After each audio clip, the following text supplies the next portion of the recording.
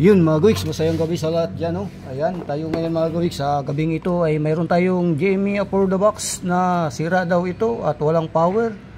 Ayan, so ngayon mga guwiks ay subukan natin ito na ayusin. Ito ay pangatlong piraso na ating re-repair, no? Dahil yung mga nakaraan noon na GME for the box ay may nagawa na tayo na dalawa. So ngayon ito ay ating subukan kung maayos natin kung anong sira. So ito ngayon mga guwiks, no. Yan, subukan natin ito na i-plug in, i-power on natin.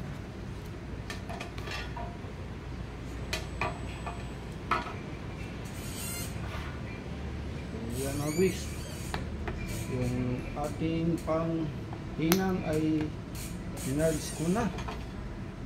So yan mga guwiks, no, ang ating GME for the box ay walang power. Yan.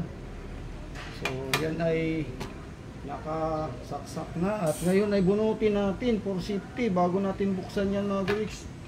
At malamang ay ang sira niyan ay ganun pa rin katulad yung dalawa, yung kapasitor mga guwiks na lumubo, pumutok na kapasitor. Yun ang ating titingnan dito ngayon, kaya ito ay buksan natin.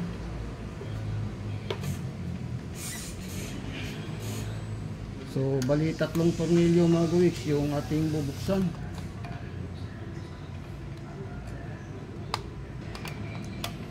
So yan.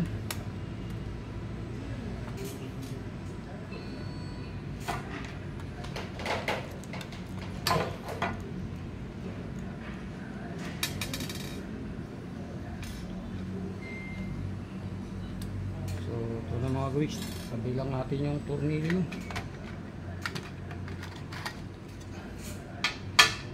So ngayon ito yung kapasitor na sinasabi ko mga guwiks na mapansin natin. Ayan.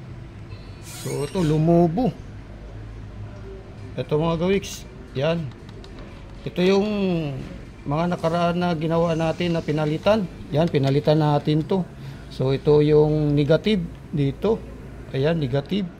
Yung positive ay nandito sa loob, malapit sa transformer nya. So ito ngayon nga ating tatanggalin mga guwiks.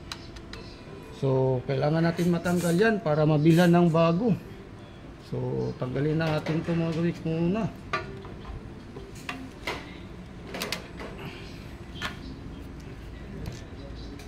Tanggalin natin yung kanyang board.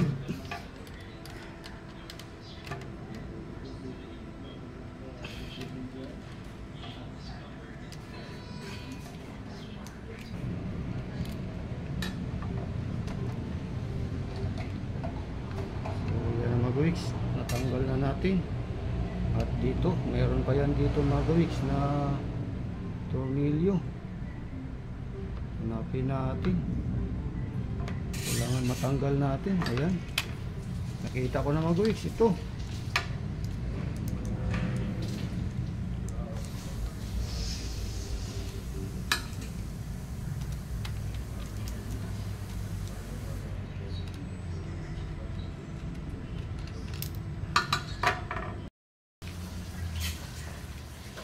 So yan ang mga guwiks, no.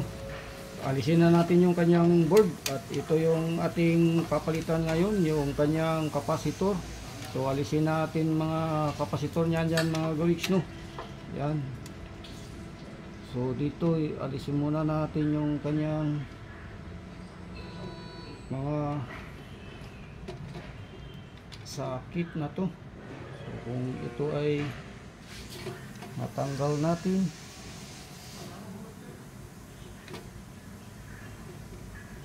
so ito na lang mga guwiks, yung kanyang power cord. Yan ay pwede na natin itong maalis. So dito yan, ito yung alisin natin mga guwiks, no.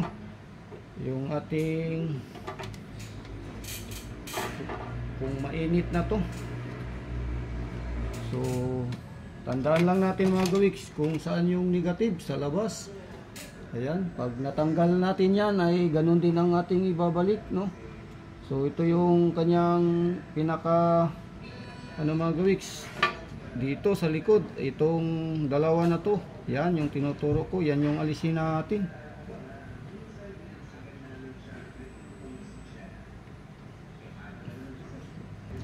So problema nito mga gawiks, katulad nung nakaraan na inayos natin, hindi natin na ipasok dito sa butas. Natanggal na nga natin mga gawiks yung kanyang kapasitor, pero di natin na-shoot sa butas yung ating ginawa nung nakaraan. Ito, masyadong maliit yung butas na kailangan lakihan dahil hindi natin ma-shoot. So ito yung ating kailangan mga gawiks, mainitan. So ayan mga gawiks, no, dahil sa ako'y nahirapan magtanggal nung kanyang kapasitor dahil sa yung ating gamit na soldering iron ay hindi masyadong no power masyadong mga gawiks. So gagawin ko ay dito na lang ulit sa likod. Tayo ay katulad nung mga nakaraan nating ginawa, dito sa likod natin kinabit yung kapalit na kapasitor, no. So tayo ay magdagdag na lang ng hinang. Ayan, dinagdagan ko ng hinang to mga gawiks. Ayan, dinagdagan ko na lang ng hinang kasi ako'y nahirapan magtanggal. Ayun. So yun na mga gawiks, no. Ininang ko na lang, dinagdagan ko na lang ng hinang dito para yung ipapalit natin na kapasitor dyan ay dyan na lang natin ikabit sa likod. Di na natin tanggalin yung original na kapasitor doon sa loob. So ito yung kanyang kapasitor mga gawiks. Yan, ito yung negative na dapat sa labas ang kanyang pwesto. Yan. So tinandaan ko naman yung kanyang posisyon mga gawiks. Yung negative ay dito sa labas, dito. So yung negative ay ganyan. So yan mga gawiks, ay ayusin ko lang, no. So tayo ay hindi professional sa ganitong trabaho dahil sa DIY lang tayo. So yan lang yung gagawin natin mga gawiks, no. So ito ay hinangan ko muna sa dulo. Lagyan natin ng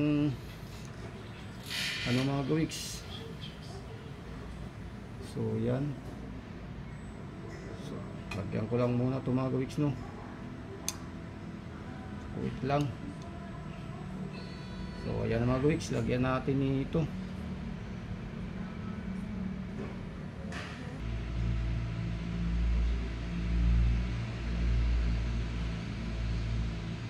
Yun, nagkali na natin yung isa na lang.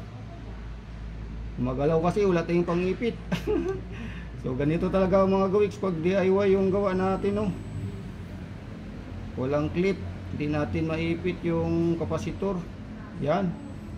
So okay na mga gawiks, yun ay atin ang nahinangan, no. So ngayon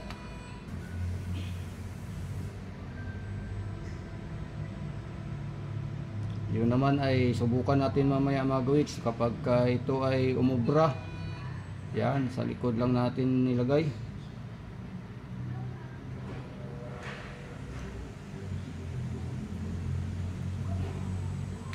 So ayan na, dumikit na yung isa na lang. So ito na lang isa mga gawiks. So isa na lang yung ating titirahin. So yan, ito na lang isa.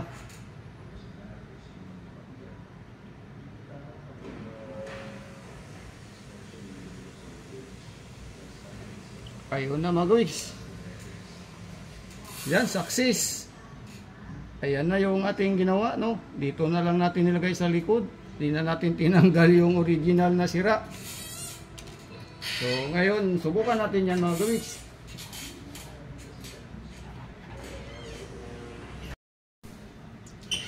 So ayan na mga gawiks, no. I-testing na natin. Subukan na natin. Saksak natin yung power cord mga gawiks kung yan ay gagana na. Ayan na mga gawiks, may nakita na akong ilaw dito. So ayan, buo na mga gawiks, success. Pindot natin yung power.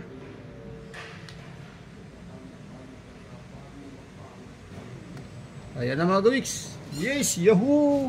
Ayan na, gumana na at nakagawa na naman tayo. Yan ay pangatlo na nating ginawa, no, na mag-repair ng GME for the box. At yan ay ibalik na natin sa kanyang tamang posisyon sa loob. So yan na mga gawiks, yan ay okay na. Yun lang ang ginawa lang natin mga gawiks, no. Yan. So sa may mga GMA for the box dyan na medyo sira na ganun ang sira, no power. So para mas mabilis, bumili lang kayo nung kapasitor na nandito. Ayan, yung tinuturo ko mga gawiks, ito. Yan, pagka yan ay lumubo, yan lang ang bilhin nyo. At para hindi kayo mahirapan, huwag nyo nang tanggalin. Sa likod ng board, nandyan, kinabit ko na lang dahil ako'y nahirapan magtanggal sa paan niya, no. Tsaka kung matanggal mo man to, katulad nung una kong repair, natanggal ko pero nahirapan ako magpasok sa dalawang butas sa paan niya. Yung dalawang paan niya na maliliit na alambre, yun ang mahirap ipasok sa butas. Kaya ang ginawa ko para mas mabilis, madali, sa likod ko na lang hininang. So yan yung DIY na mas madaling trabaho. At yan naman ay hindi tayo professional na technician, pero nagawa natin DIY. So walang problema tayong babayaran, wala tayong service fee. Yan ay DIY lang. So yes, yahoo, bye bye. Maraming salamat sa lahat dyan. Pero yan ay ibalik ko doon sa tama niyang posisyon sa loob. Yan, balik natin.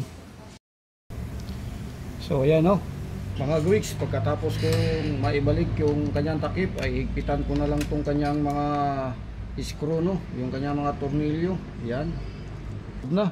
So ngayon ay atin mo nang subukan i-plug para sigurado tayong hindi nagalaw, hindi nasira yung ating pagbalik sa board. Yan mga gawiks. O yan na, okay na sa all right. At yan ay i-on natin. Subukan natin i-on.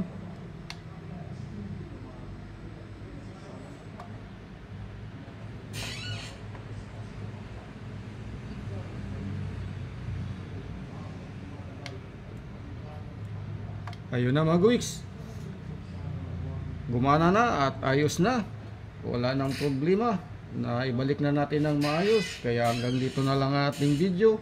Tayo nakagawa na naman ng isang DIY repair, isang GMA for the box. Yan ay pang tatlo na. So yan, bye bye ulit. Masayang buhay lang sa lahat yan, saan man tayo naroon. I-off natin mga gawiks. Yan, at ibalik na natin dito sa kanyang box. Tayo'y nakagawa na naman ng isang appliances, o maituring natin appliances to mga gawiks. Kaya siyempre, wag ka ganito na tayo ay success, medyo masaya tayo dahil di tayo professional pero nakapag DIY tayo. Yan ay dahil sa ating mga napapanood na mga tutorial sa pag DIY na mga appliances. Kaya yan, so alright na mga gawiks. Yan, bye bye.